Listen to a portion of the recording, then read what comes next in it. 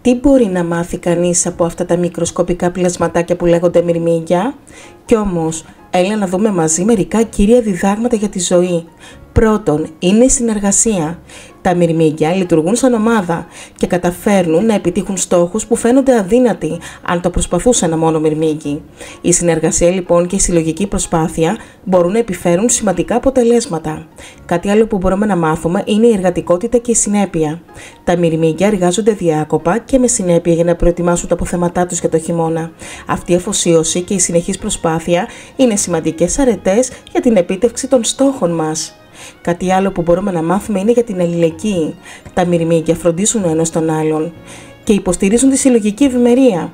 Η αλληλεγγύη λοιπόν και η φροντίδα για τους γύρω μας είναι σημαντικές για μια υγιή κοινωνία. Αυτά τα διδάγματα από τα μυρμήγκια μπορούν να μας εμπνεύσουν να γίνουμε πιο συνεργάσιμοι, οργανωμένοι και ανθεκτικοί στη ζωή μας.